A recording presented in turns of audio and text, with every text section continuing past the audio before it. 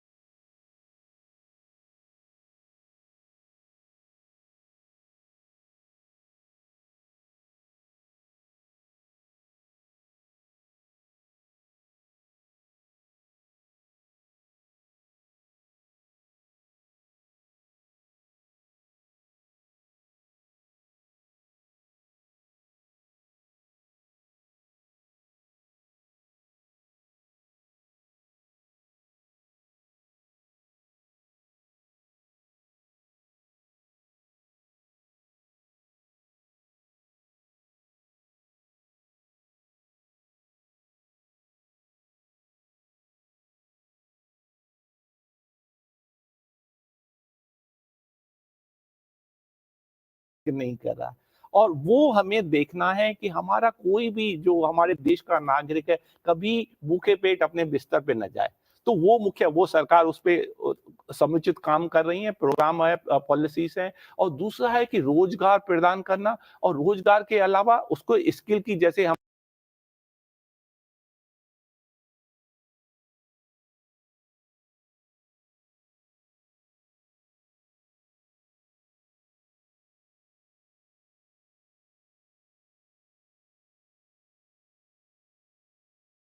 300 रुपए में काम कर रहे हैं। जी, तो सीधी सीधी बात है कि कहीं ना कहीं हमारी तो जेब उसको- भरी होनी चाहिए। हाँ, तो उनको अप स्किल करना है। You up skill the skills of unskilled worker, और तभी हमारा देश उन्नत, और तभी डिमांड जनरेट होगी, और जी। तभी हाउसिंग भी वो खरीद पाएंगे। अब ये सारी चीजें कनेक्टेड हैं, वो आपस में। एक कनेक्शन और है जैन जी, वो है लोन का। एनपीए जो है एक चुनौती है बैंकिंग सेक्टर के सामने, और ये चुनौती और ज्यादा विकराल रूप ना ले, इसलिए थोड़ा सा हाथ कहीं ना कहीं रोक दिया है लोन देने में बैंकिंग ने।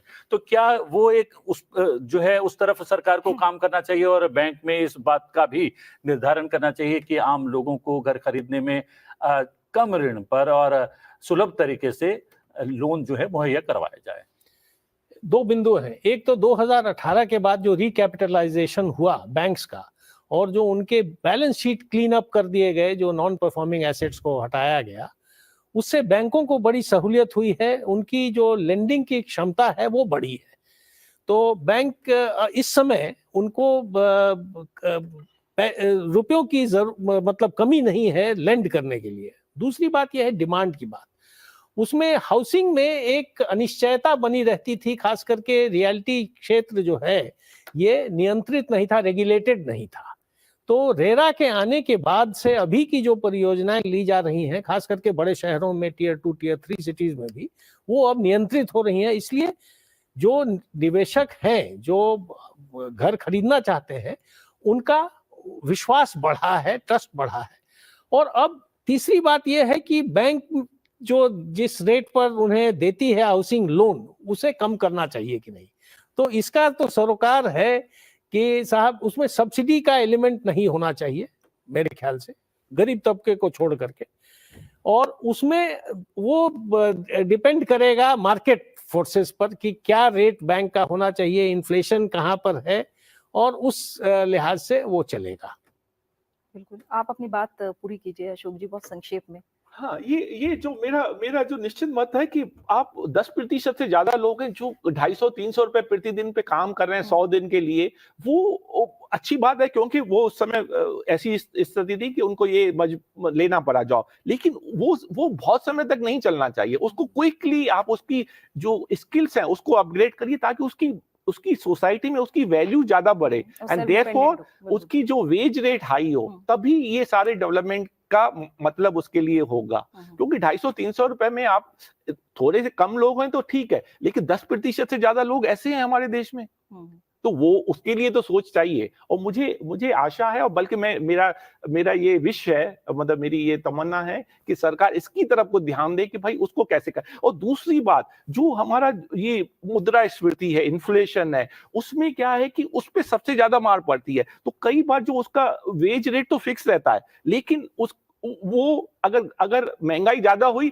तो उसका रियल सेंस में वेज कम हो गया, तो ये कहाँ का औचित्य है। तो उसको भी, जैसे सरकारी मुलाजिम है, चाहे स्टेट के चाहे सेंटर के, उनका डीए से जुड़ा हुआ, तो आप इसको हर 3 महीने 6 महीने में उसको रिवाइज करिए, जो एमजी नरेगा में वेज रेट तय की है, ताकि कम से कम वो न्यूट्रल तो रहे।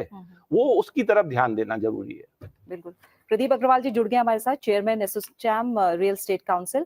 प्रदीप जी, शुक्रिया संसद टीवी के साथ जुड़ने के लिए। आप लोग क्या एक्सपेक्ट कर रहे हैं? जैसे अभी हमने बात की तमाम चीजों को लेकर, रियल एस्टेट को लेकर, इंडस्ट्री का दर्जा तो काफी समय से आप लोगों की मांग रही है, लेकिन किस तरह से इस सेक्टर में और ज्यादा बूम आए, क्या एक्सपेक्ट हो रहा है इंटरिम बजट में?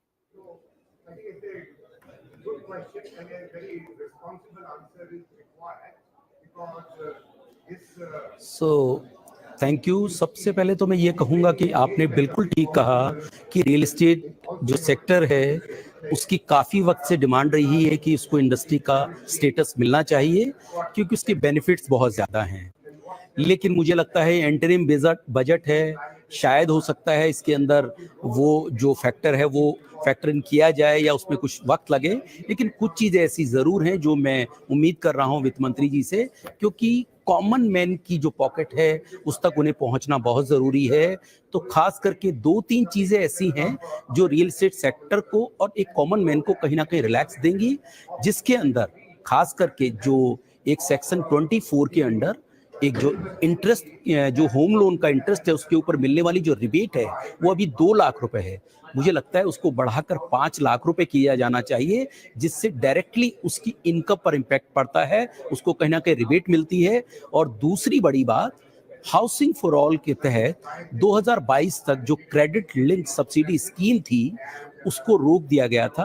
मुझे लगता है, मैं उम्मीद कर रहा हूं, जैसा पीछे कुछ 6 महीने में एक इंडिकेशन भी मिले हैं कि फिर से वो स्कीम किसी न किसी रूप में चालू हो सकती है, जिससे एक जो कॉमन मैन है उसको जो इंटरेस्ट के ऊपर मिलने वाली सब्सिडी है उसको बढ़ाया जा सके और जिससे उसकी ईएमआई है उस पर बोझ कम किया जा सके। बिल्कुल। तो देखते हैं कि आखिर इंटरिम बजट है, जैसा आपने शुरू में भी कहा, उसमें क्या ये दोनों पॉइंट शामिल होंगे, इस पर जरूर नजर रहेगी। इसके अलावा जो तमाम चिंताएं बायर्स की तरफ से भी रही हैं, प्रदीप जी, हम देखते हैं कि लगातार इसको रेगुलाइज करने की कोशिश हो रही है, समय पर लोगों को घर मिले इसकी भी कोशिश हो रही है। एक बायर के नजरिए से आप क्या सोच रहे हैं, क्या हो सकता है बजट?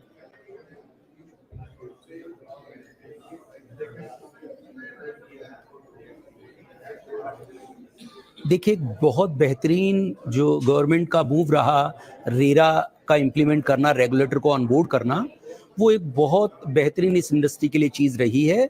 2017 के बाद की अगर मैं बात करूं तो जितने भी प्रोजेक्ट 2017 के बाद लॉन्च हुए हैं उसमें से लगभग 90% प्रोजेक्ट डिलीवर हुए हैं। तो रेरा ने कहीं ना कहीं बायर्स के जो मन में एक कॉन्फिडेंस है वो बिल्टअप किया है। देखिए कि आज रियल एस्टेट इंडस्ट्री की बात करें तो उसकी सबसे बड़ी प्रॉब्लम ही ये थी कि जो एक ट्रस्ट डेफिसिट था वो हुआ था। और पिछले 3 साल की अगर हम बात करें तो रियल एस्टेट इंडस्ट्री काफी ज्यादा बूम पर है और ऐसा जब ही हुआ है कि लोगों के अपने घर मिल पाए हैं। और मैं उम्मीद कर रहा हूं जो पीछे के बैकलॉग भी हैं, जो स्टॉल्ड प्रोजेक्ट हैं, वो भी कहीं ना कहीं, क्योंकि एक जो स्वामी फंड गवर्नमेंट ने लॉन्च किया उसने बहुत ज्यादा हेल्प की लोगों के स्टॉल जो घर थे उनको दिलवाने में। और शायद इस बजट में भी जो स्वामी फंड है उसको भी मैं उम्मीद कर रहा हूं कुछ ना कुछ जरूर इंक्रीज किया जाएगा। एक अफोर्डेबल हाउसिंग की जो डेफिनेशन है उसमें बदलाव की भी मांग है क्या?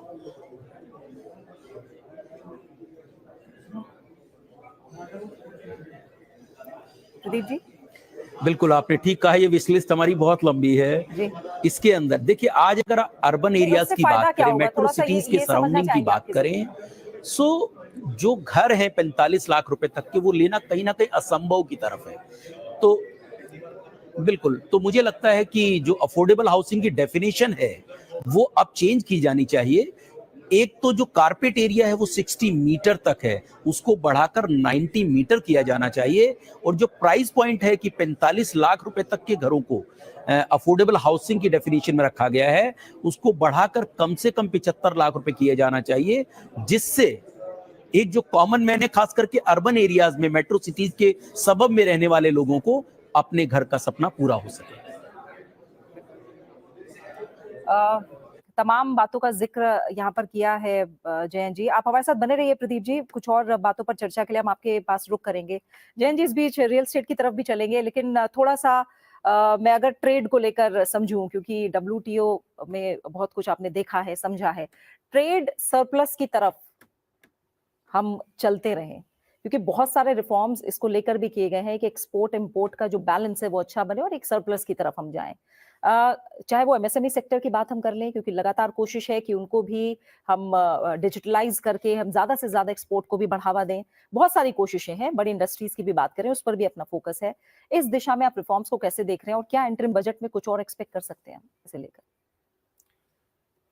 देखिए, इंटरिम बजट में शायद इस पर बहुत ज्यादा जोर नहीं रहेगा, लेकिन ये एक प्रायोरिटी आइटम है सरकार के लिए। हमारी जो गुड्स का जो एक्सपोर्ट है उसमें अनफॉर्चुनेटली इस साल अभी तक जो आंकड़े आए हैं उसमें 6.5% का ह्रास हुआ है पिछले साल की बनिस्बत। तो इस साल शायद हम $450 बिलियन ना कर पाए गुड्स के मामले में, उससे काफी कम रहे। सर्विसेज में दूसरी ओर बहुत बढ़िया इस बार भी प्रोस्पेक्ट्स हैं और इस बार हम पिछले साल के बनिस्बत ज्यादा हम सर्विसेज एक्सपोर्ट कर पाएंगे। यद्यपि विदेश में खास करके हमारे जो मुख्य बाजार हैं उनमें आर्थिक स्थिति अच्छी नहीं है जी। तो ये दूसरा बिंदु है। तीसरा बिंदु ये है कि हमारा करंट अकाउंट डेफिसिट जो है उसमें सिर्फ वो 1% ऑफ जीडीपी तक सीमित रह गया है, उसमें नियंत्रण आया है। और हमारे जो इनवर्ड रेमिटेंसेस जो आते हैं उसमें हम नंबर 1 देश हैं और उसमें करंट अकाउंट डेफिसिट को बैलेंस करने के लिए बहुत सहूलियत होती है। तो ये जब तक हमारे इनवर्ड रेमिटेंसेस आते जाएंगे तो हमें चिंता नहीं रहेगी। फॉरेन डायरेक्ट इन्वेस्टमेंट या फॉरेन इन्वेस्टमेंट्स ओवरऑल अगर हमारे आते रहें तो फिर हमें इस दिशा में जो हम कदम उठा रहे हैं एक्सपोर्ट्स को बढ़ावा देने के लिए, आगे बढ़ाने के लिए, वो तो जारी रहेंगे। लेकिन ये जो मामला है कि हमें एक आर्थिक दृष्टिकोण से एक शंका बनी रहती थी कि बैलेंस कैसे करेंगे, फॉरेन एक्सचेंज रिजर्व्स हमारे घट सकते हैं, वो उस चिंता से हम दूर रहेंगे। एक और चुनौती है व्यापार घाटा, उसको कैसे नियंत्रित करें। और व्यापार घाटा नियंत्रित करने के लिए हमारा एक्सपोर्ट बढ़ना चाहिए और इंपोर्ट घटना चाहिए।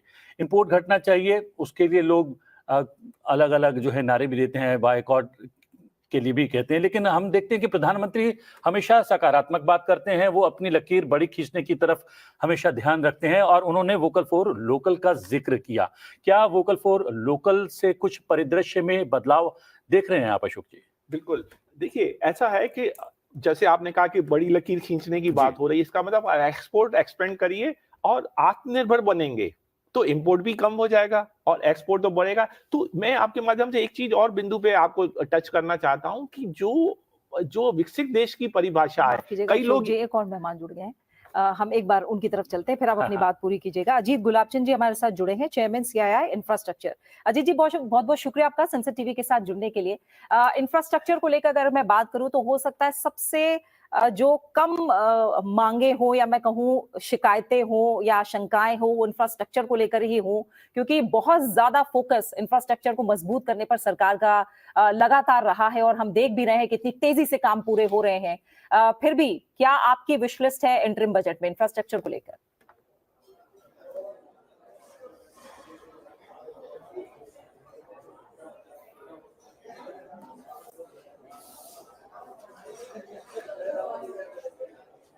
जी अजीत जी, आप सुन पा रहे हैं मुझे?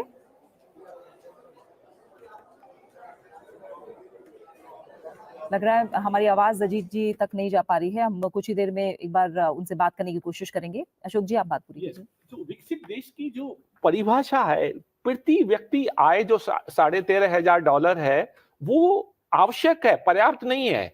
और पर्याप्त होने के लिए, विकसित के लिए एक कारण ये भी होना चाहिए, जो पैमाना है विकसित के लिए, कि आपका जो एक्सपोर्ट बेस है वो एकदम वाइड होना चाहिए और उसके प्रयास वो भी एक विकसित बनाएगा। अर्थव्यवस्था पे उसका असर होगा, वो तो सर्वविदित है। लेकिन ये भी आवश्यक है विकसित देश बनने के लिए कि आपका जो एक्सपोर्ट है वाइड बेस। तो मेक इन इंडिया है एंड आत्मनिर्भर, ये दो चीजें साथ साथ मिलके हमें ये इस तरफ जाने देगा और हम नेट एक्सपोर्ट, हमारा जो ट्रेड होगा, एक्सपोर्ट विल बी मोर, मतलब उससे अधिक होगा हमारे इंपोर्ट से, क्योंकि आत्मनिर्भर से आप कई चीजें स्वयं बना रहे हैं। और मेक इन इंडिया में हमारा ऐसा प्रोडक्ट बनना चाहिए क्वालिटी पे जीरो डिफेक्ट जिसे कहते हैं। उससे क्या होगा कि कहीं भी आप विदेश में जाएंगे, कहेंगे हाँ ये मेक इन इंडिया, तो उस पर भरोसा रहेगा लोगों का कि हाँ भाई मेक इन इंडिया तो ये अच्छा प्रोडक्ट होगा, खरीद लीजिए। तो उससे ये आपका बहुत ही उस पर रहेगा। इसलिए हमें क्वालिटी पे भी ध्यान देना चाहिए, जीरो डिफेक्ट पे भी ध्यान देना चाहिए, तभी हमारा देश एक विकसित और व्यापार में हमारी वृद्धि हो सकती जी। इसमें पीएलआई का थोड़ा सा पीएलआई का दायरा और बढ़े, लगातार हर इंडस्ट्री एक तरह से मांग कर रही है, वो कितना बड़ा सपोर्ट है? पीएलआई, जिन उद्योगों में पीएलआई दी गई है शुरू के समय में, उसमें से मोबाइल फोन, इलेक्ट्रॉनिक्स, ये दोनों ने बहुत ही फायदा उठाया है और हमारा जो निर्यात है, अगर मोबाइल फोन्स का देखें तो उसमें कई गुना बढ़ोतरी हुई है। तो बाकी सब क्षेत्र भी आगे आ रहे हैं, उसमें टेक्सटाइल्स और फार्मा और एक और क्षेत्र है जिसमें कुछ परिवर्तन की बात चल रही है, क्योंकि उसका दायरा कुछ सीमित था पीएलआई स्कीम का, तो उसे और बढ़ाने की बात हो रही है। और नए नए क्षेत्र हैं जो मांग कर रहे हैं कि हमें भी पीएलआई मिलनी चाहिए। फुटवेयर है, जेम्स एंड ज्वेलरी है, बहुत सारे क्षेत्र हैं जो अब उसमें दो बिंदु आते हैं। एक तो कि वो इन्वेस्टर के लिए कहाँ तक फायदेमंद होगा, इन द सेंस कि वो इन्वेस्टमेंट इंटेंसिव है कि नहीं। अगर जेम्स एंड ज्वेलरी की आप बात करें तो जेम्स एंड ज्वेलरी में हमारा इन्वेस्टमेंट बहुत ज्यादा नहीं है। उसमें हम अधिकतर हम रफ डायमंड्स मंगवाते हैं, उनको पॉलिश करते हैं, उन्हें ज्वेलरी में सेट करते हैं और एक्सपोर्ट करते हैं। तो उसमें हमारा वैल्यू एडिशन एक्चुअली 10% से ज्यादा नहीं है। 90% रफ डायमंड्स की ही कीमत है, जहां तक हमारी जानकारी है। तो जेम्स एंड ज्वेलरी भी एक सेक्टर है जिसमें निर्यात बहुत होता है, लेकिन उसमें आयात भी बहुत होता है रफ डायमंड्स का। बिल्कुल। तो और एक बार हम फिर से रुक करते हैं। अजीत गुलाबचंद जी हमारे साथ जुड़े हुए हैं, चेयरमैन सीआईआई इंफ्रास्ट्रक्चर। अजीत जी, आप मुझे सुन पा रहे हैं?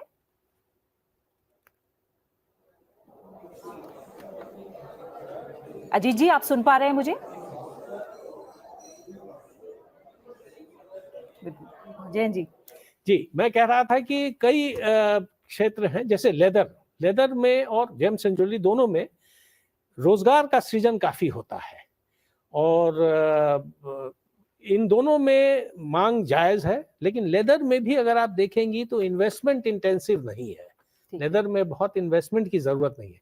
तो इसमें जो मीडियम टेक और हाई टेक हैं, जैसे इलेक्ट्रिक बैटरीज की बात है, या पहले हम और टेलीविजन स्क्रीन पर देख सकते हैं लोकसभा अध्यक्ष ओम बिरला अपने निवास से निकले उस समय की तस्वीरें हैं और अपने निवास से निकलकर वो संसद भवन पहुंचे हैं। और अब कुछ ही मिनट शेष है जब वित्त मंत्री निर्मला सीतारमण अपना छठा बजट पेश करने वाली हैं। जी जैन जी। तो मैं कह रहा था कि जो आपके मीडियम टेक्नोलॉजी और हाई टेक्नोलॉजी वाले एरियाज हैं, जहां आने वाले दिनों में निर्यात की संभावना बढ़ेगी और उससे देश को फायदा होगा, इस तरह से उसमें पीएलआई स्कीम को तुरंत लागू करना चाहिए या नई स्कीम देनी चाहिए। जहां तक लेबर इंटेंसिव सेक्टर्स हैं, वो चाहे लेदर हो, जेम्स एंड ज्वेलरी हो या अन्य कई हैं, उसमें भी जो उन्हें समर्थन की जरूरत है सरकार की ओर से वो मिलना चाहिए, क्योंकि बेरोजगारी की समस्या दूर करने के लिए जरूरी है कि उनको प्रोत्साहन मिले। जैसे हमारा टेक्सटाइल्स एंड क्लोथिंग है, लेदर है, जेम्स एंड ज्वेलरी है, हैंडीक्राफ्ट्स है, इन सभी सेक्टर्स की मांगे अलग अलग हैं। क्योंकि कुछ ही मिनट का समय शेष है, जो है वित्त मंत्री बजट पेश करने वाली हैं। अशोक जी, जहां से हमने बात शुरू की थी कि वैश्विक परिदृश्य बहुत चुनौतीपूर्ण है, उसके बावजूद भी हमारी जीडीपी 7% से ज्यादा रही है। बड़े और विकसित देशों की 2.5-3 के करीब ही जो है जीडीपी सिमट कर रह गई है। इसकी वजह एक ये भी है कि हमारी अर्थव्यवस्था कहीं ना कहीं जो हमारा आंतरिक बाजार है, घरेलू बाजार है, उस पर आधारित है। हमारे तीज त्योहार, हमारे कार्यक्रम, हमारी शादी ब्याह, वो जो है बहुत जो है कहीं ना कहीं प्रभावित करती हैं हमारी अर्थव्यवस्था को।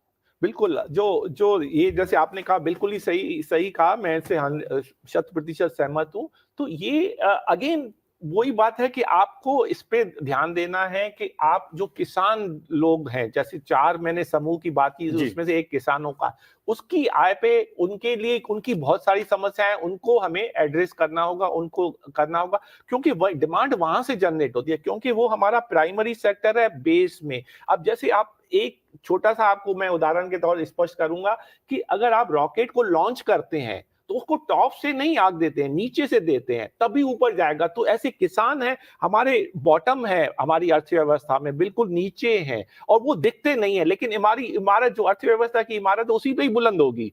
और इसलिए किसानों को हमें ज्यादा उनको एम्पावर करना है, उनकी जो समस्याएं मंडी तक, बीज से बाजार तक, और उनकी आय पे ज्यादा ध्यान देना चाहिए, डाइवर्सिफिकेशन करना चाहिए। और फिर जो हमारा पानी की समस्या है वो बहुत विकट समस्या हो रही है, और उसको अगर अभी ध्यान नहीं दिया तो उसके लिए प्रॉपर जो डाइवर्सिफिकेशन बहुत जरूरी है कि हम राइस इतना पानी लेता है उसको हम एक्सपोर्ट करने लगते हैं और खुश होते हैं कि हाँ भाई हमारा एक्सपोर्ट बढ़ गया, लेकिन ये नहीं देखते कि उसमें पानी भी एक्सपोर्ट हो रहा है हमारा।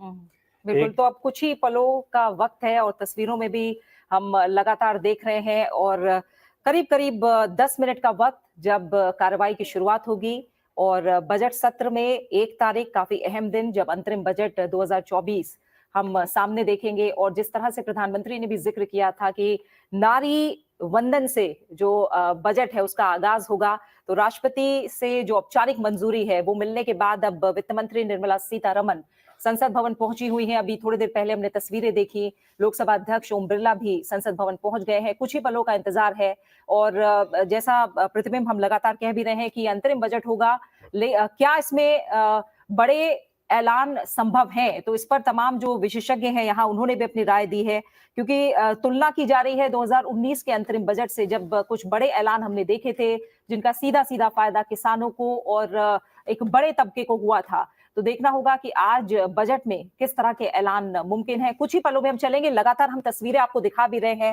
मैं चाहूंगी एक बार फिर से वो तस्वीरें हम दिखाएं जब राष्ट्रपति से मंजूरी मिली और नारी वंदन से ही आगाज हो रहा है बजट का। ये तस्वीरें प्रतिबिंब, जैसा मैंने कहा कि प्रधानमंत्री ने भी ये बात कही, वित्त मंत्री निर्मला सीतारमन, नारी शक्ति आज हम देखेंगे जो बजट पेश करेंगी वित्त मंत्री निर्मला सीतारमन। राष्ट्रपति के अभिभाषण से बजट सत्र की शुरुआत हुई। राष्ट्रपति द्रौपदी मुर्मू ने कल जो अभिभाषण दिया उसमें तमाम बड़ी बातें सरकार की उपलब्धियों को लेकर कही गई, सरकार का फोकस आगे क्या रहेगा, किस तरह का रोड मैप होगा, ये बातें भी तमाम निकल कर आई हैं। तो आज बजट, कुछ ही पलों का इंतजार। और एक उपलब्धि जो है वो उसकी चर्चा हम लोग नहीं कर पाए हैं, उसका जिक्र आपने कर दिया है कि रॉकेट में नीचे से आग लगाई जाती है। अंतरिक्ष के क्षेत्र में भारत एक शक्ति बनकर उभरा है और हमारी इकोनॉमी में, हमारी अर्थव्यवस्था में वो जो है खासा इनपुट दे रहा है।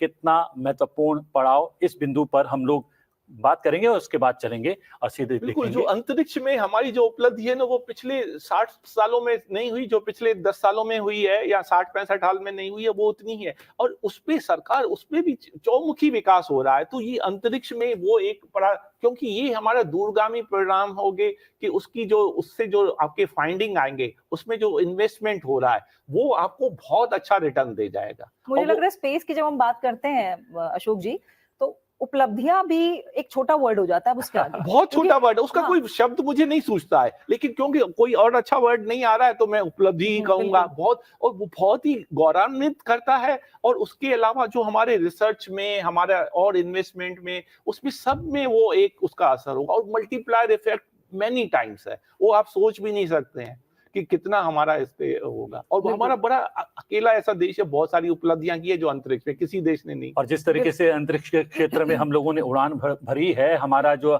आज अंतरिम बजट आज पेश होने वाला है, वित्त मंत्री निर्मला सीतारमण जो कुछ ही देर में पेश करने वाली हैं, वो हमारी अर्थव्यवस्था में भी एक पंख लगाते और एक नई उड़ान जो है इस देश को मिल पाए, हम यही आशा करते हैं। आप दोनों विशेषज्ञ आए और बहुत सारे बिंदु पर प्रकाश डाला। बहुत बहुत धन्यवाद। बहुत बहुत शुक्रिया। बहुत बहुत शुक्रिया। तो कुछ ही पलों में संसद की कार्रवाई शुरू होगी, उसका सीधा प्रसारण आप संसद टीवी पर देख सकेंगे। बजट वित्त मंत्री निर्मला सीतारमण पेश करने वाली है। बने रहिए संसद टीवी के साथ। लगातार जो संसद की कार्रवाई है वो उसका सीधा प्रसारण आप संसद टीवी पर देख पाएंगे।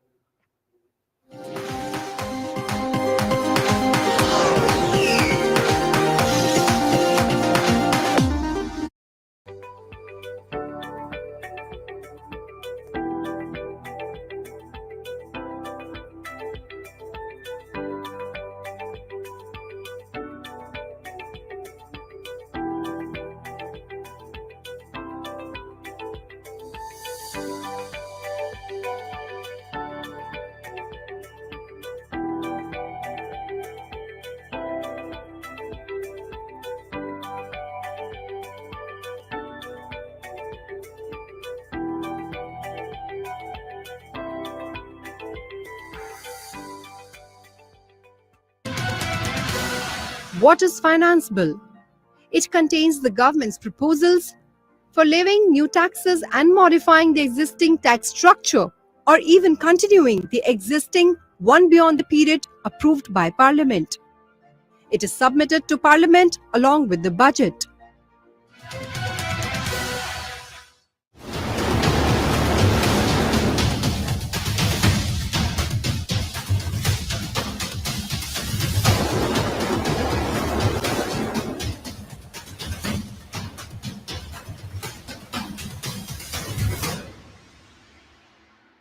Bharat installed renewable energy capacity में विश्व में चौथे नंबर पर है। बीते 7 वर्षों में भारत की नॉन फोसिल फ्यूल एनर्जी में 25% से ज्यादा की वृद्धि हुई है।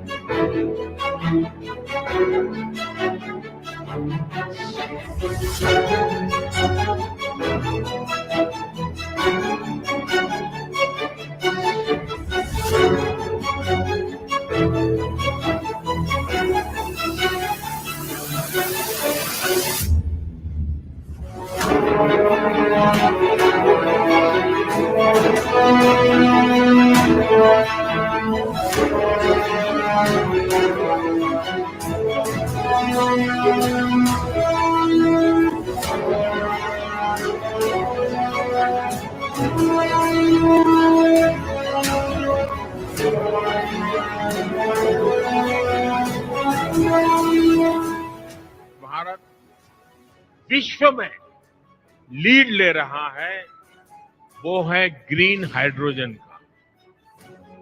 नेशनल ग्रीन हाइड्रोजन मिशन 21वीं सदी के भारत को नई दिशा देगा।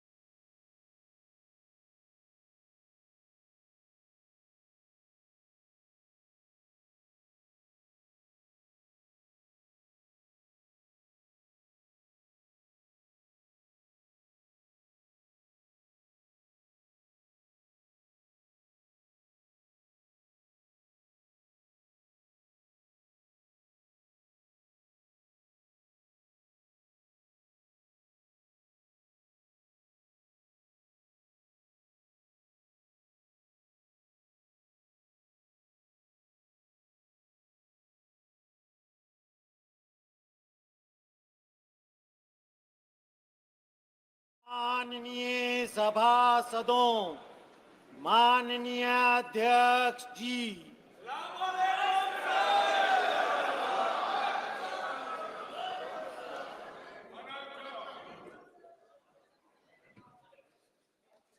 माननीय सदस्यगण, आपको बुलेटिन भाग 2 के माध्यम से पहले ही सूचित किया गया है कि माननीय वित्त मंत्री जी के बजट भाषण की प्रतियां आपको हार्ड कॉपी के रूप में उपलब्ध कराई जाएगी। अतः बजट प्रस्तुत हो जाने के पश्चात माननीय सदस्य बजट भाषण की प्रति प्रकाशन काउंटर से प्राप्त कर सकते हैं। आपको ये भी सूचित किया जाता है कि माननीय मंत्री द्वारा बजट प्रस्तुत किए जाने के पश्चात उसे मेंबर पोर्टल पर भी उपलब्ध करा दिया जाएगा। माननीय वित्त मंत्री जी।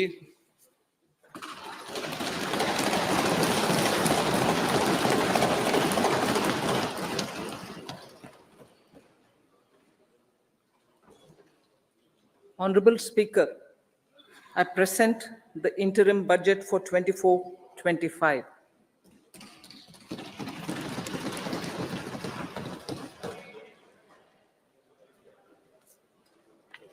The Indian economy has witnessed profound positive transformation in the last 10 years. The people of India are looking ahead to the future with hope and optimism. With the blessings of the people, when our government, under the visionary and dynamic leadership of Honorable Prime Minister Shri Narendra Modi, assumed office in 2014, the country was facing enormous challenges. With Sabka Saath, Sabka Vikas as its mantra, the government overcame those challenges in right earnest. Structural reforms were undertaken. Pro-people programs were formulated and implemented promptly. Conditions were created for more opportunities for employment and entrepreneurship. The economy got a new vigor. The fruits of development started reaching the people at scale. The country got a new sense of purpose and hope. Naturally, the people blessed the government with a bigger mandate. In the second term, our government, under the leadership of Honorable Prime Minister, doubled down on its responsibilities to build a prosperous country with comprehensive development of all people and all regions. Our government strengthened its mantra to Sabka Saath, Sabka Vikas, and Sabka Vishwas. Our development philosophy covered all elements of inclusivity, namely social inclusivity through coverage of all strata of the society, and geographical inclusivity through development of all regions of the country. With the whole of nation approach of Sabka Prayas, the country overcame the challenges of once in a century pandemic, took long strides towards Atmanirbhar Bharat, committed to Panch Pran, and laid solid foundations for the Amrit Kal. As a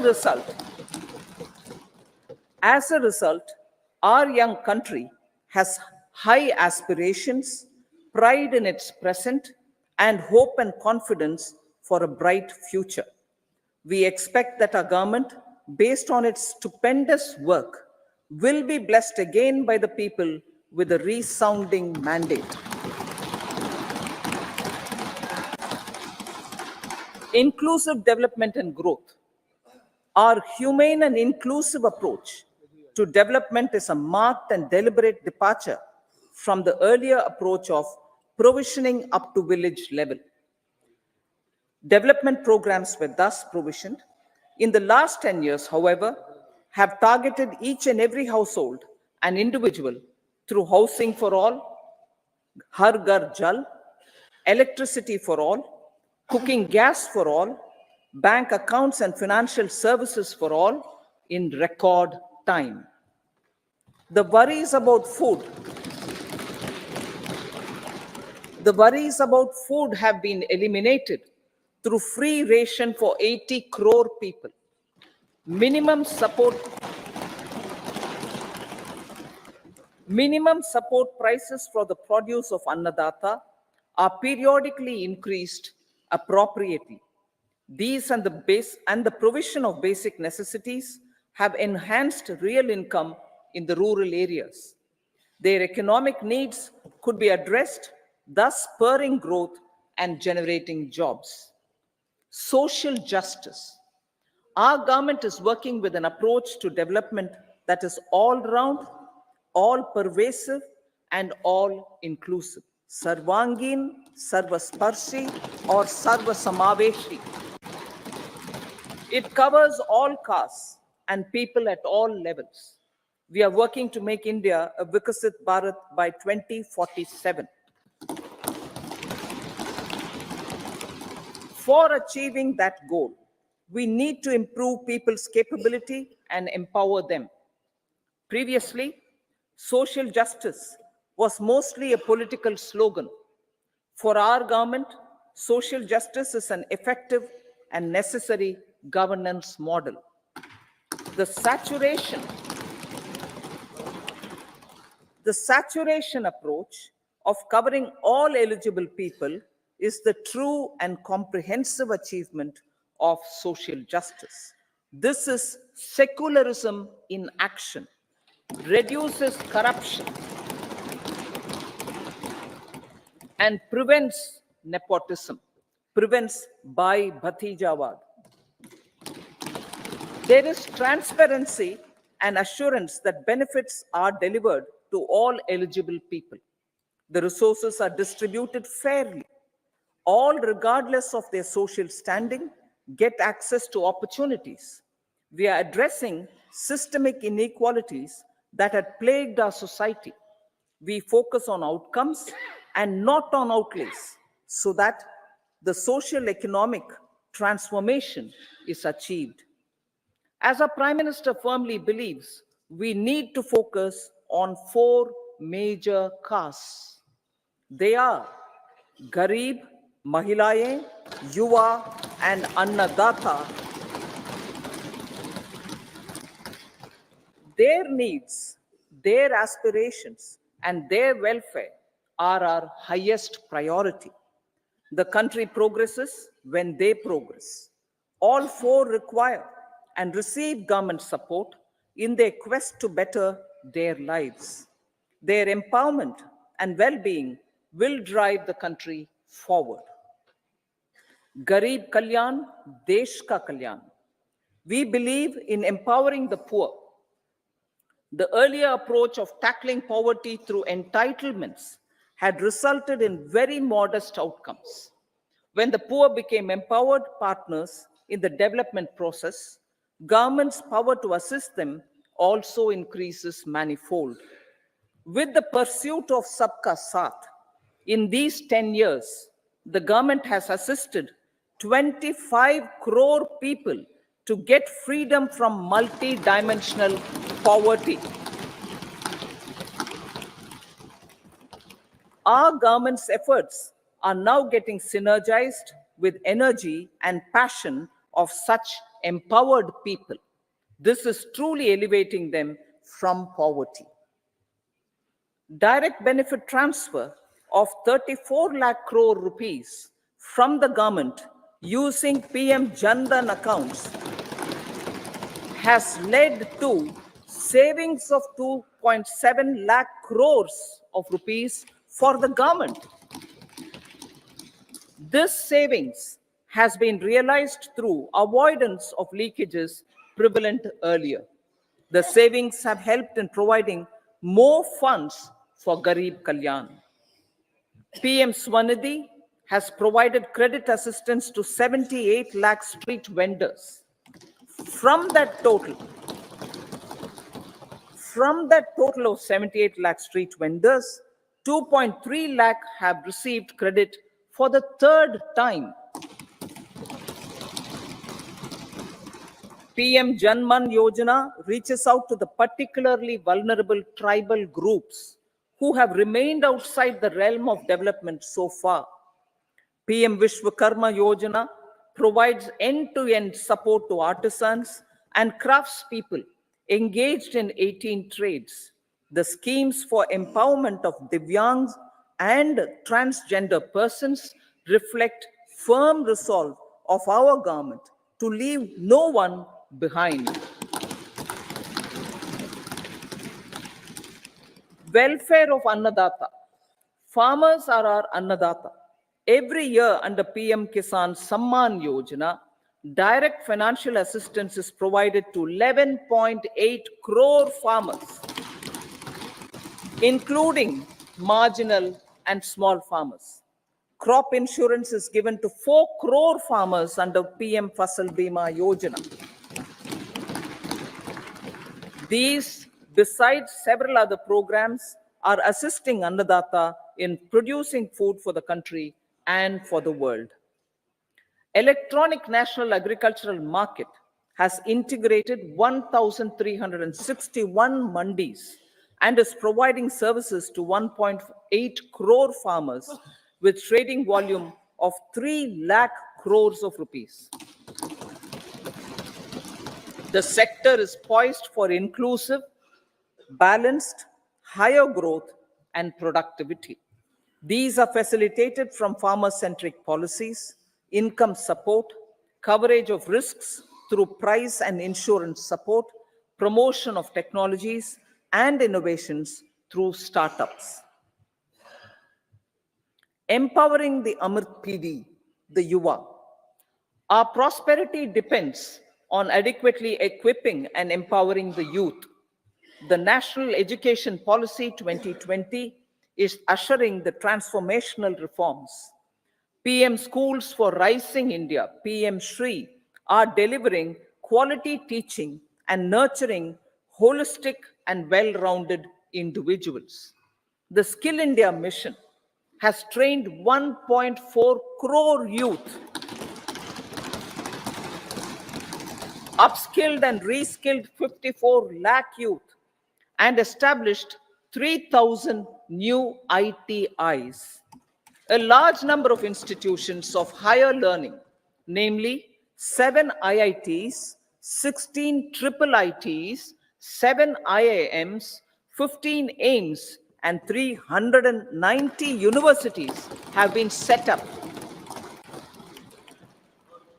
PM Mudra Yojana has sanctioned 43 crore loans aggregating to 22.5 lakh crores of rupees for entrepreneurial aspirations of our youth.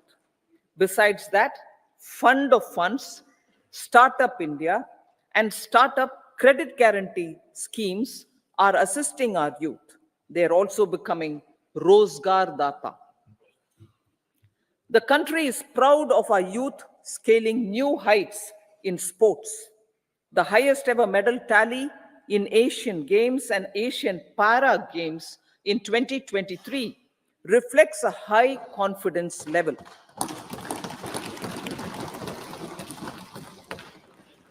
Chess prodigy and our #1 ranked player Pragnananda put up a stiff fight against the reigning world champion Magnus Carlsen in 2023. Today, India has over 80 chess grandmasters compared to little over 20 in 2010. Momentum for Nari Shakti. The empowerment of women through entrepreneurship, ease of living, and dignity for them has gained momentum in these 10 years. 30 crore Mudra Yojana loans have been given to women entrepreneurs. Female enrollment in higher education has gone up by 28% in 10 years. In STEM courses, girls and women constitute 43% of enrollment, one of the highest in the world. All these measures are getting reflected in the increasing participation of women in workforce. Making triple talaq illegal, reservation of 1/3 seats for women in the Lok Sabha and state assemblies, and giving over 70% houses under PM Awas Yojana in rural areas to women and giving over 70% houses under PM Awas Yojana in rural areas to women as sole or joint owners have enhanced their dignity. Exemplary track record of governance, development, and performance. Besides delivering on high growth in terms of gross domestic product, the government is equally focused on a more comprehensive GDP, that is, governance, development, and performance.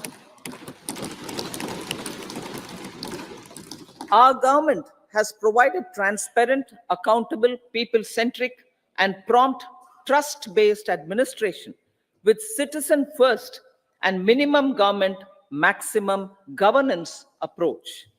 The impact of all-round development is discernible in all sectors.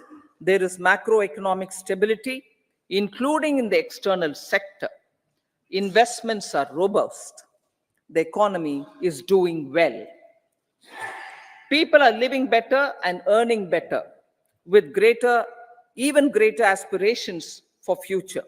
Average real income of the people has increased by 50%. Inflation is moderate.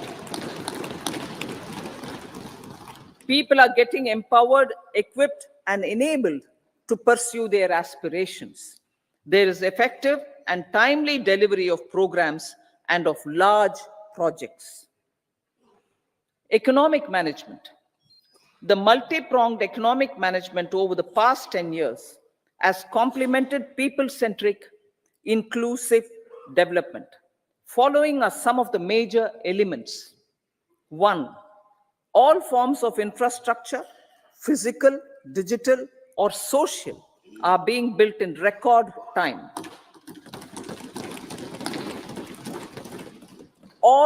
Number 2, all parts of the country are becoming active participants in economic growth.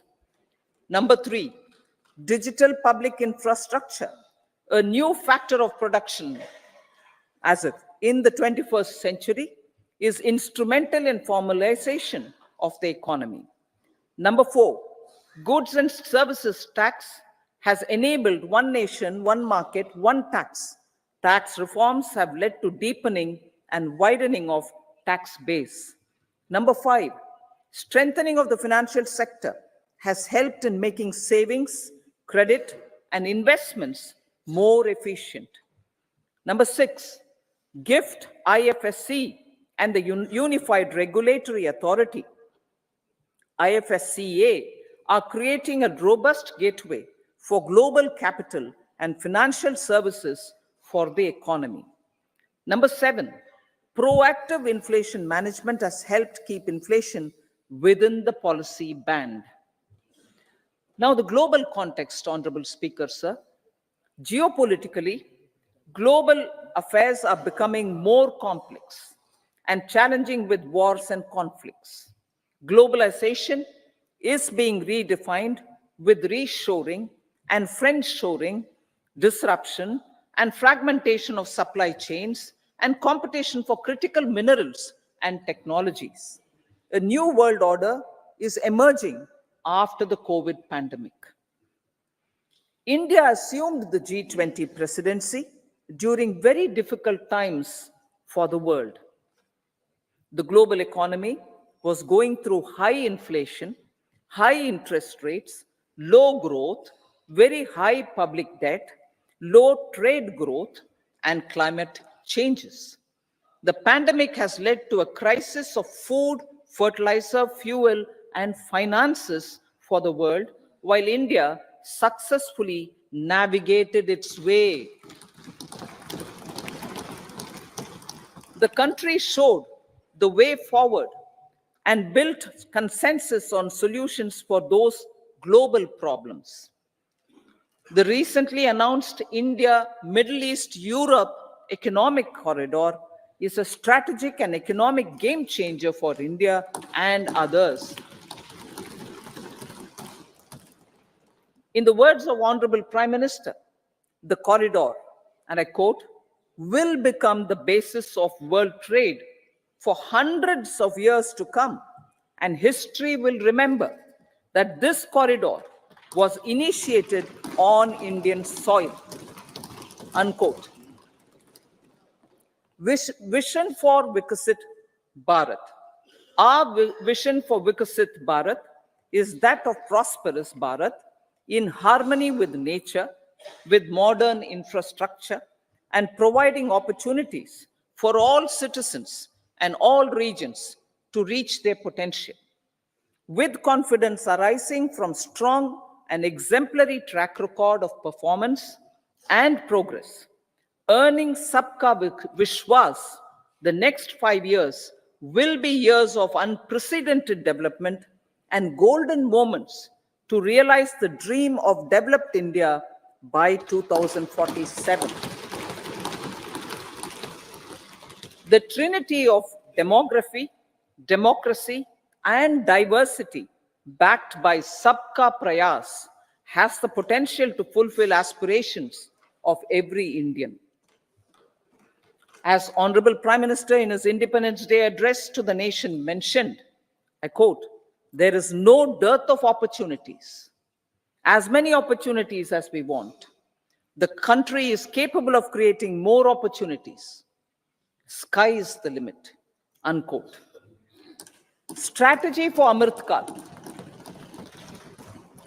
Our government will adopt economic policies that foster and sustain growth, facilitate inclusive and sustainable development, improve productivity, create opportunities for all, help them enhance their capabilities, and contribute to generation of resources to power investments and fulfill aspirations.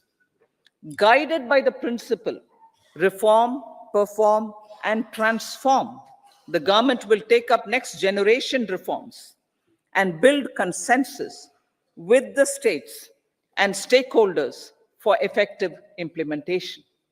It is an important policy priority for our government to ensure timely and adequate finances, relevant technologies, and appropriate training for the micro, small, and medium enterprises, MSMEs, to grow and also compete globally. Orienting the regulatory environment to facilitate their growth will be an important element of this policy mix. Aligning with the Panchamrit goals, our government will facilitate sustaining high and more resource-efficient economic growth. This will work towards energy security in terms of availability, accessibility, and affordability. For meeting the investment needs, our government will prepare the financial sector in terms of size, capacity, skills, and regulatory framework. Aspirational Districts Program. Our government stands ready to assist the states in faster development of aspirational districts and blocks, including generation of ample economic opportunities. Development of the East. Our government will pay utmost attention to make the Eastern region and its people a powerful driver of India's growth. PM Awas Yojana Gramin. Despite the challenges due to COVID, implementation of PM Awas Yojana Gramin continued, and we are close to achieving the target of 3 crore houses. 2 crore more houses will be taken up in the next 5 years to meet the requirement arising from increase in the number of families. Rooftop solarization and Muft Bijli. Through rooftop solarization, 1 crore households will be enabled to obtain up to 300 units free electricity every month. This scheme follows the resolve of Honorable Prime Minister on the historic day of consecration of Sri Ram Mandir in Ayodhya. Following benefits are expected. Savings up to 15 to 18,000 rupees annually for households from free solar electricity and selling the surplus to the distribution companies. Charging of electric vehicles. Entrepreneurship opportunities for a large number of vendors for supply and installation. Employment opportunities for the youth with technical skills in manufacturing, installation, and maintenance. Housing for middle class. Our government will launch a scheme to help deserving sections of the middle class, and I quote from Honorable Prime Minister's words, living in rented houses or slums or chawls and unauthorized colonies, unquote, to buy or build their own houses.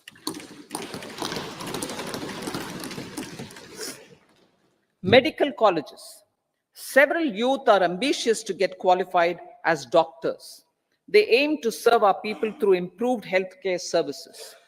Our government plans to set up more medical colleges by utilizing the existing hospital infrastructure under various departments.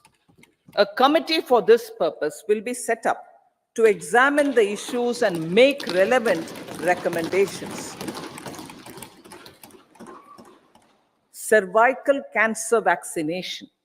Our government will encourage vaccination for girls in the age group of 9 to 14 years for prevention of cervical cancer. Maternal and child health care. Various schemes for maternal and child care will be brought under one comprehensive program for synergy in implementation. Upgradation of Anganwadi centers under Saksham Anganwadi and Poshan 2.0 will be expedited for improved nutrition delivery, early childhood care, and development. The newly designed U-Win platform for managing immunization and intensified efforts of Mission Indradhanush will be rolled out expeditiously throughout the country. Ayushman Bharat. Healthcare cover under Ayushman Bharat scheme will be extended to all ASHA workers, to all Anganwadi workers and helpers. Agriculture and food processing. The efforts of value addition in agriculture sector and boosting farmers' incomes will be stepped up. Pradhan Mantri Kisan Sampada Yojana has benefited 38 lakh farmers and generated 10 lakh employment. Pradhan Mantri formalization of micro food processing enterprises Yojana has assisted 2.4 lakh SHGs and 60,000 individuals with credit linkages. Other schemes are complementing the efforts for reducing post-harvest losses and improving productivity and incomes. For ensuring faster growth of the sector, our government will further promote private and public investment in post-harvest activities, including aggregation, modern storage, efficient supply chains, primary and secondary processing and marketing and branding. Nano DAP. After the successful adoption of nano urea, application of nano DAP on various crops will be expanded in all agroclimatic zones. Atmanirbhar Oil Seeds Abhiyan. Building on the initiative announced in 2022, a strategy will be formulated to achieve Atmanirbharta for oil seeds such as mustard, groundnut, sesame, soya bean, and sunflower. This will cover research for high-yielding varieties, widespread adoption of modern farming techniques, market linkages, procurement, value addition, and crop insurance. Dairy development. A comprehensive program for supporting dairy farmers will be formulated. Efforts are already on to control foot and mouth disease. India is the world's largest milk producer with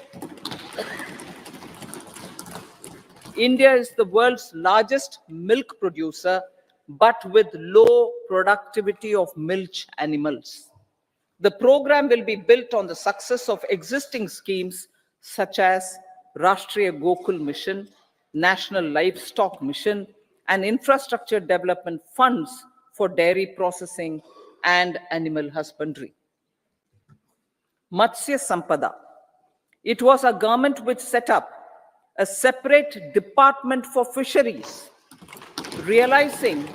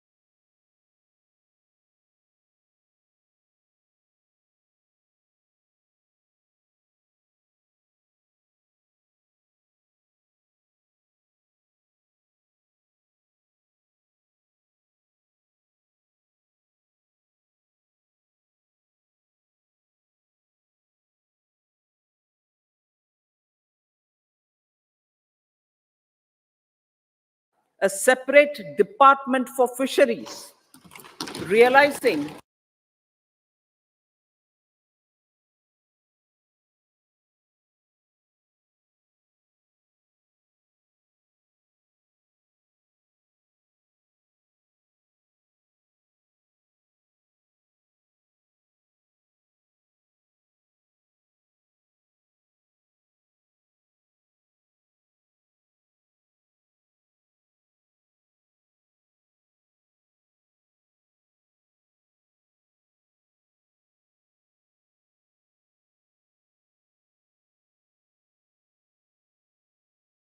the pyramid.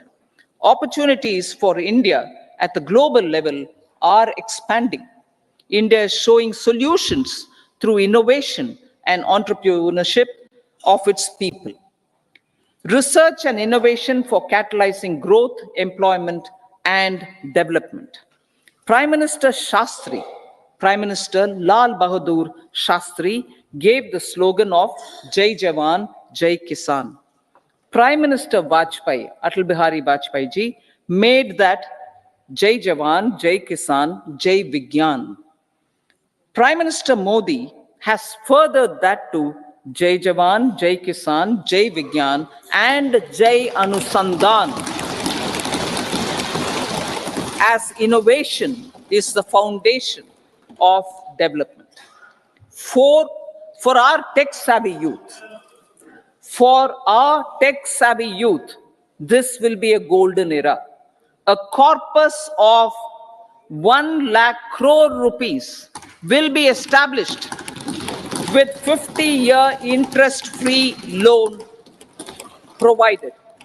The corpus will provide long-term financing or refinancing with long tenors and low and or nil. I repeat that sentence. The corpus will provide long-term financing or refinancing with long tenors and low or nil interest rates. This will encourage the private sector to scale up research and innovation significantly in sunrise domains. We need to have programs that combine the powers of our youth and technology. A new scheme will be launched for strengthening deep tech technologies for defense purposes and expediting Atmanirbharta. Infrastructure development. Building on the massive tripling of the capital expenditure outlay in the past 4 years, resulting in huge multiplier impact on economic growth and employment creation, the outlay for the next year is being increased by 11.1% to 11,111 crore rupees. This would be 3.4% of our GDP. Railways. 3 major economic railway corridor programs will be implemented. These are energy, mineral, and cement corridor. Number 2, port connectivity corridors. And number 3, high traffic density corridors. The projects have been identified under the PM Gati Shakti for enabling multimodal connectivity. They will improve logistics efficiency and reduce cost.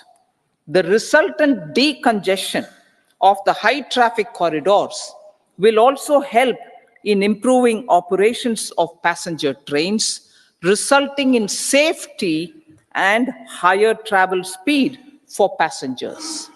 Together with dedicated freight corridors, these 3 economic corridor programs will accelerate our GDP growth and reduce logistic costs.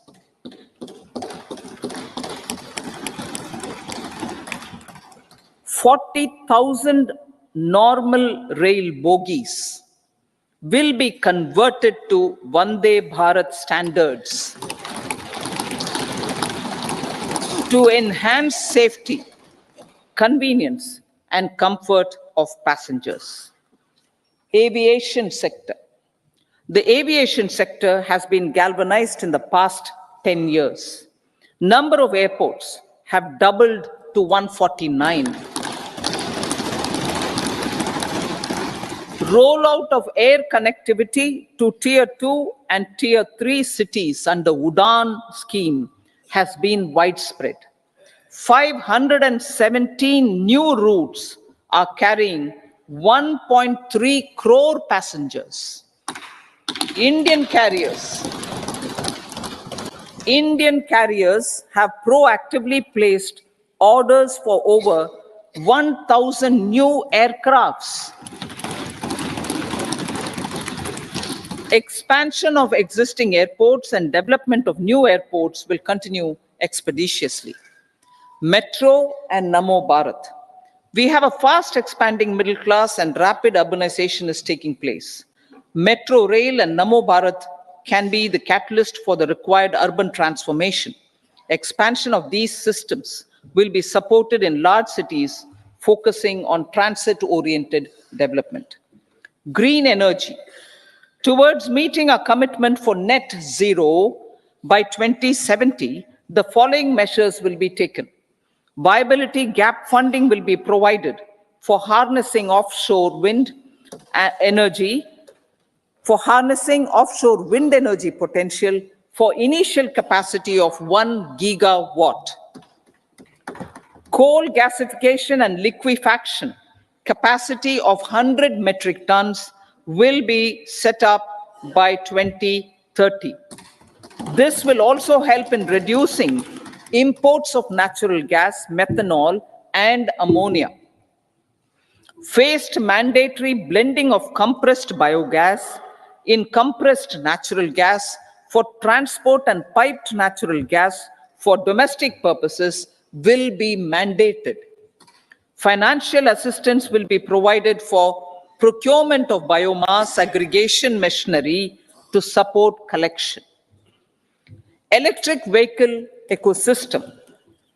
Our government will expand this and strengthen the e-vehicle ecosystem by supporting manufacturing and charging infrastructure.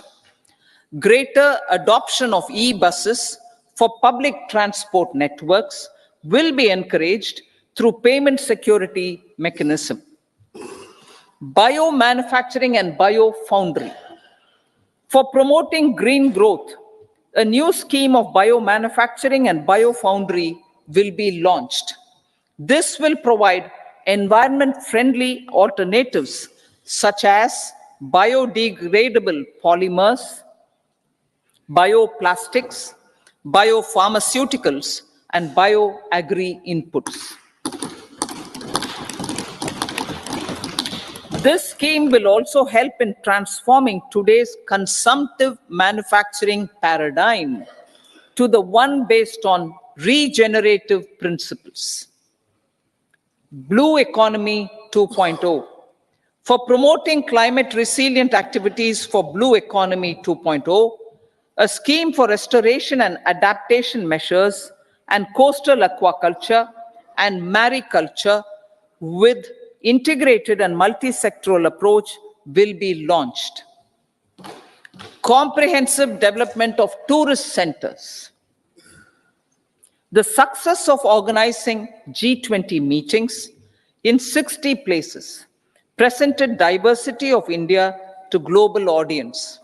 Our economic strength has made the country an attractive destination for business and conference tourism. Our middle class also now aspires to travel and explore. Tourism, including spiritual tourism, has tremendous opportunities for local entrepreneurship. States will be encouraged to take up comprehensive development of iconic tourist centers, branding and marketing them at global scale. A framework for rating of the centers based on quality of facilities and services will be established. Long-term interest-free loans will be provided to states for financing such development on matching basis. To address the emerging fervor for domestic tourism, Honorable Speaker, sir, projects for port connectivity, tourism infrastructure, and amenities will be taken up on our islands, including Lakshadweep. This will help in generating employment also. Promoting investments. The FDI inflow during 2014 to 23 was $596 billion US, marking a golden era. That is twice the inflow during 2005 to 14. For encouraging sustained foreign investment, we are negotiating bilateral investment treaties with our foreign partners in the spirit of First Develop India. FDI is First Develop India. Reforms in the states for Vikasit Bharat.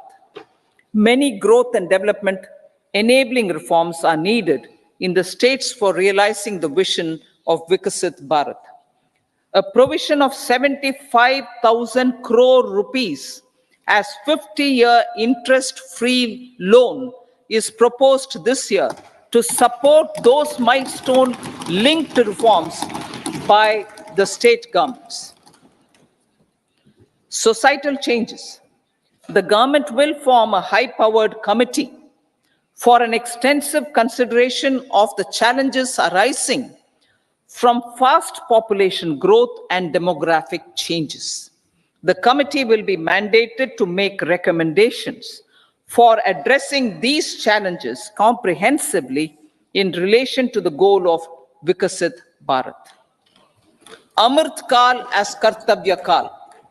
Our government stands committed to strengthening and expanding the economy with high growth and to create conditions for people to realize their aspirations. Honorable Prime Minister in his Independence Day address to the nation in the 75th year of our Republic said, and I quote, "We commit ourselves to national development with new inspirations, new consciousness, new resolutions as the country opens up immense possibilities and opportunities. It is our Kartavya Kal. Unquote. Every challenge of the pre-2014 era was overcome through our economic management and our governance. These have placed the country on a resolute path of sustained high growth.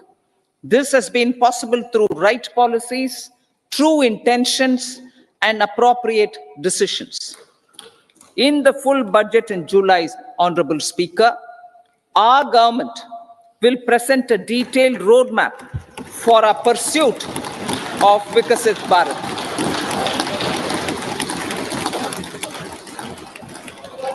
Revised its estimates. Revised estimates of 2023-24. The revised estimate of the total receipts other than borrowings is 27.56 lakh crores of rupees, of which the tax receipts are 23.24 lakh crore rupees. The revised estimate of total expenditure is 44.90 lakh crore rupees. The revenue receipts at 30.03 lakh crore rupees are expected to be higher than the budget estimate, reflecting strong growth momentum and formalization in the economy. The revised estimate of the fiscal deficit is 5.8% of GDP, improving on the budget estimate, notwithstanding moderation in the nominal growth estimates. Budget estimates for 2024-25. Coming to the year 2024-25, the total receipts other than borrowings and total expenditure are estimated at 30.80 and 47.66 lakh crore rupees respectively. The tax receipts are estimated at 26.02 lakh crore rupees. The scheme of 50-year interest-free loan for capital expenditure to states will be continued this year with an outlay of 1.3 lakh crore rupees. We continue on the path of fiscal consolidation, as announced in my budget speech of 2021-22, to reduce fiscal deficit below 4.5% by 25-26. The fiscal deficit in 2024-25 is estimated to be 5.1% of GDP, adhering to that path. So the gross and net market borrowings through dated securities during 24-25 are estimated at 14.13 lakh crore rupees and 11.75 lakh crore respectively. Both will be less than that in 23-24. Now that the private investments are happening at scale, the lower borrowings by the central government will facilitate larger availability of credit for the private sector. Vote on account. I'll be seeking vote on account approval of the Parliament through the appropriation bill for a part of the financial year 2024-25. I will now move to part B. Honorable Speaker, sir, over the last 10 years, the direct tax collections have more than trebled and the return filers swelled 2.4 times. I would like to assure the taxpayers that their contributions have been used wisely for the development of the country and welfare of its people. I appreciate the taxpayers for their continued support. The government has reduced and rationalized tax rates. Under the new tax scheme, there is now no tax liability for taxpayers with income up to 7 lakh rupees, up from 2.2 lakh rupees in the financial year 2013-14. The threshold for presumptive taxation for retail businesses was increased from 2 crores to 3 crores. Similarly, the threshold for professionals eligible for presumptive taxation was increased from 50 lakh rupees to 75 lakh rupees. Also, corporate tax rate was decreased from 30% to 22% for existing domestic companies and to 15% for certain new manufacturing companies. Honorable Speaker, sir, in the last 5 years, our focus has been to improve taxpayer services. The age-old jurisdiction-based assessment system was transformed with the introduction of faceless assessment and appeal, thereby imparting greater efficiency, transparency, and accountability. Introduction of updated income tax returns, a new Form 26AS, and pre-filling of tax returns have made filing of tax returns simpler and easier. Average processing time of returns has been reduced from 93 days in the year 2013-14 to a mere 10 days this year, thereby making refunds faster. Indirect taxation. By unifying the highly fragmented indirect tax regime in India, the GST has reduced the compliance burden on trade and industry. The industry has acknowledged the benefits of GST.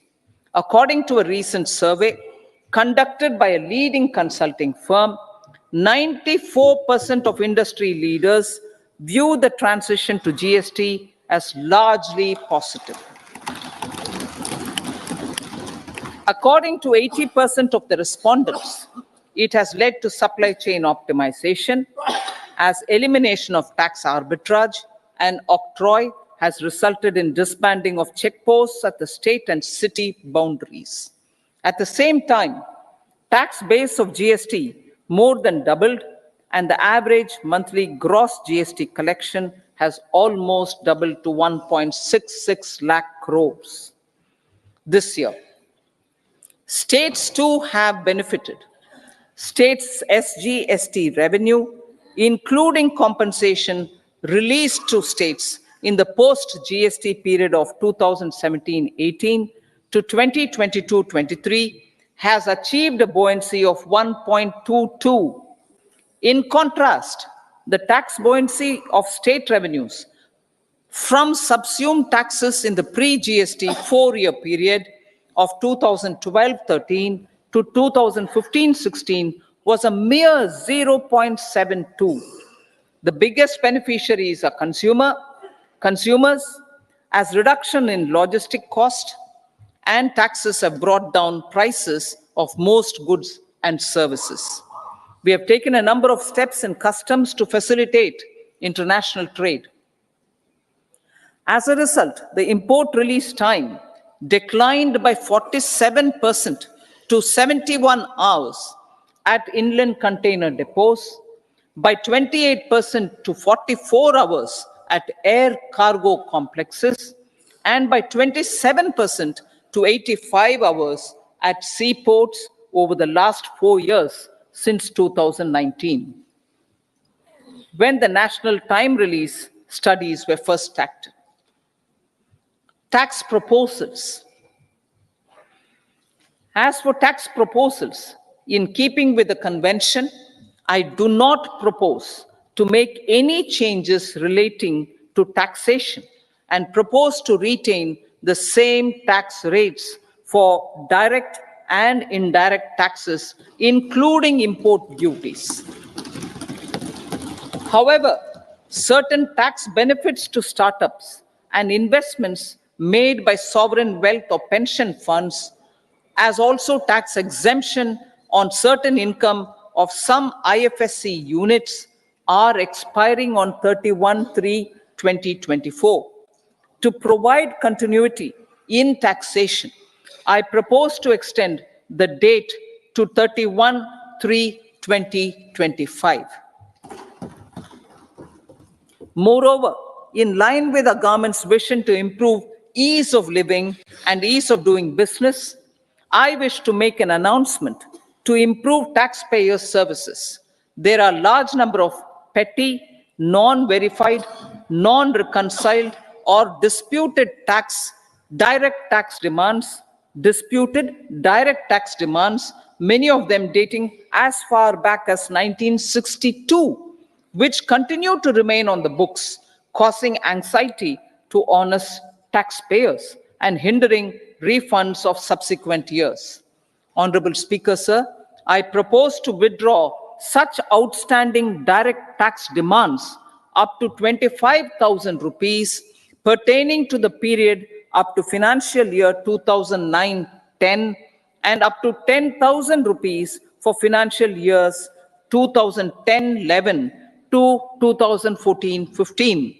This is expected to benefit about 1 crore taxpayers. 1 crore taxpayers would benefit out of this. Economy then and now.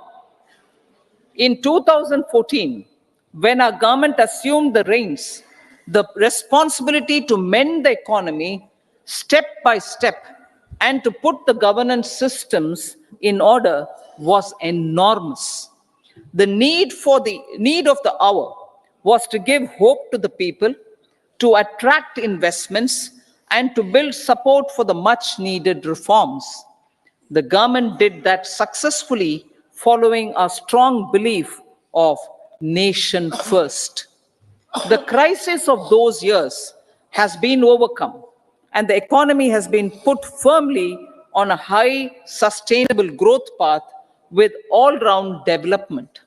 It is now appropriate to look at where we were then. I repeat, it is now appropriate to look at where we were then till 2014 and where we are now, only for the purpose of drawing lessons from the mismanagement of those years. The government will lay a white paper on table of the House.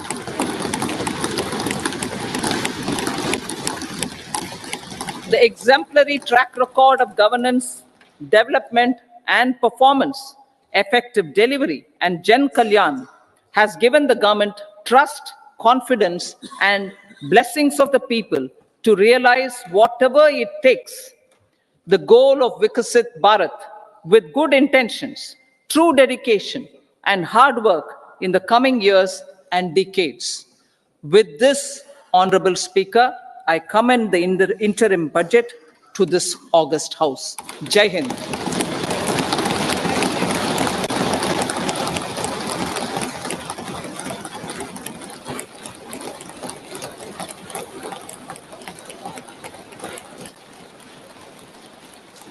Item number 2 Shrimati Nirmala Sitharaman ji.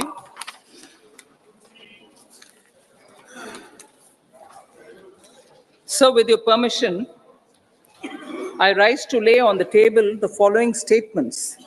Under Section 3(1) of the Fiscal Responsibility and Budget Management Act 2003, medium-term fiscal policy cum fiscal policy strategy statement and macroeconomic framework statement. Item number 3 Shrimati Nirmala Sitharaman ji. Sir, with your permission, I rise to move for leave to introduce the Finance Bill 2024. प्रश्न ये है कि विधेयक को पुनर्स्थापित करने की अनुमति प्रदान की जाए। जो सदस्य इसके पक्ष में हाँ कहें, जो सदस्य विरोध में ना कहें। मेरे विचार में निर्णय हाँ वालों के पक्ष हुआ, हाँ वालों के पक्ष हुआ। माननीय मंत्री जी विधेयक को पुनर्स्थापित करें। So I introduce the bill. सभा की कार्रवाई शुक्रवार दिनांक 2 फरवरी 2024 को प्राप्त 11 बजे तक के लिए स्थगित की जाती है।